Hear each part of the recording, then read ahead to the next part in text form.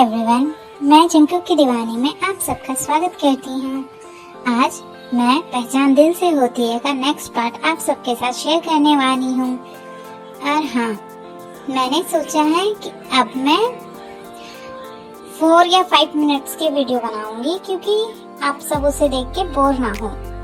Okay, तो start करते हैं।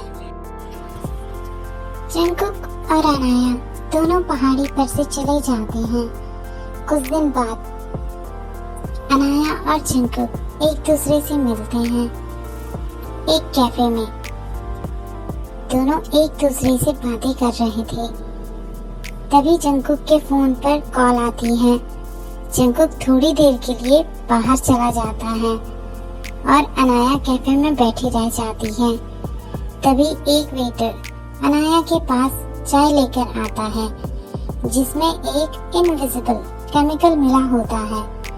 अनाया उस चाय को पी लेती है और अनाया की आंखें भारी होने लगती हैं और अनाया के सामने बैठा होता है आर्यन। उसके चेहरे पे एक स्मूथ सी स्माइल थी, बट उस स्माइल के पीछे बहुत कुछ छिपा हुआ था। आर्यन धीरे से कहता है, अब तुम मेरी बात मानोगी मायरा, क्योंकि इस बार सिर्फ दिल नहीं तुम्हारा दिमाग भी मेरा होगा। अनाया की आंखें धीरे धीरे बंद होने लगती हैं और आर्यन अनाया से एक बात कहता है, जंकुक तुम्हें बचा नहीं पाया था पिछले जन्म में, और इस जन्म में भी वो सिर्फ तबाही लाएगा। मुझसे जुड़ जाओ, सब दर्द खत्म हो जाएंगे मायरा। इतना कह के वहां से आर्यन चला जाता है। थोड़ी देर बाद अनाया होश में आती है। उसके बाद वहां पर जंकुक आता है।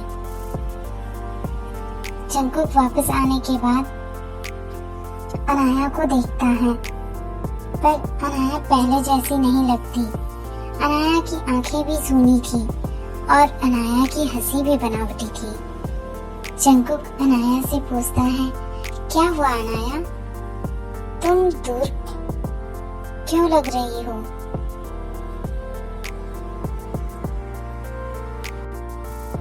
अनाया धीरे आवाज में कहती है, मुझे थोड़ी देर अकेला रहना है, शायद तुम ही मेरी उलझन हो।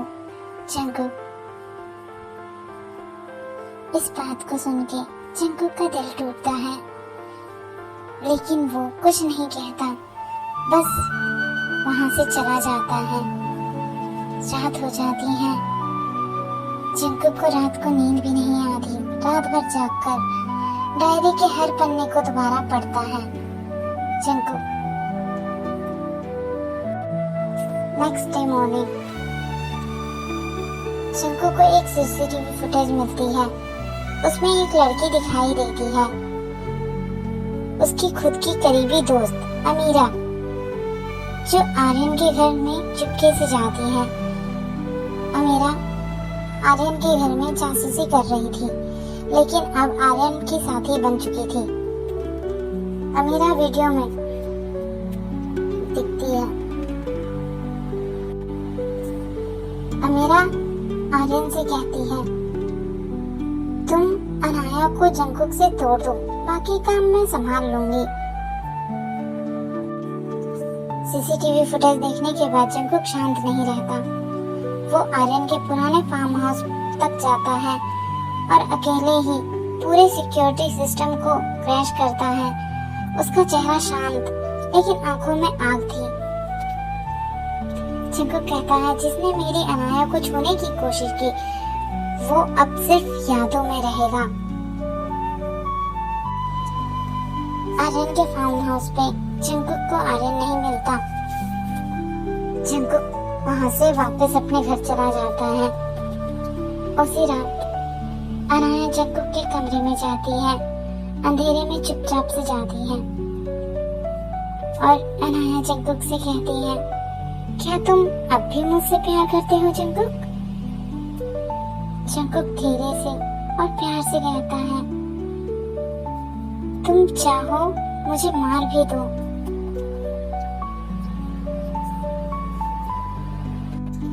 तब भी मैं तुम्हें चाहता रहूंगा अनाया।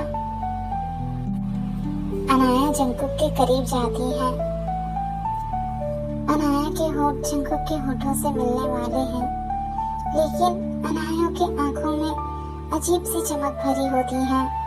जंकुक समझ जाता है ये मेरी अनाया नहीं, ये अनाया के शरीर में छिपा हुआ आर्यन है। जंकुक अनाया को रोकता है, पर अनाया को चोट नहीं पहुंचाता। अनाया होश में नहीं होती है, पर फिर भी एक बात कहती है, जंकुक अगर तुम मुझसे प्यार करते हो तो मुझे आजाद कर दो। जंकुक की आंखों में आंसू आ जाते हैं और जंकुक कहता है, अब तुम्हें तुमसे ही आजाद करना होगा अनाया। ओके एवरीवन, मैं स्टोरी को यहीं रुकती हूँ। उम्मीद करती हूँ आप सबको ये पार्ट पसंद आएगा। अगर मेरा ये पार्ट स्टोरी का पार्ट आप सबको पसंद आए तो प्लीज स्टोरी को लाइक करना, मेरे चैनल को सब्सक्राइब करना और हाँ, बेल आइकन प्रेस करना मत भूलना। ओके, तो मिलते हैं नेक्स्ट पार्ट में। मैं नेक्स्ट पार्ट बहुत जल्द लाने की कोशिश करूंगी। Thank you for watching my story. Bye bye.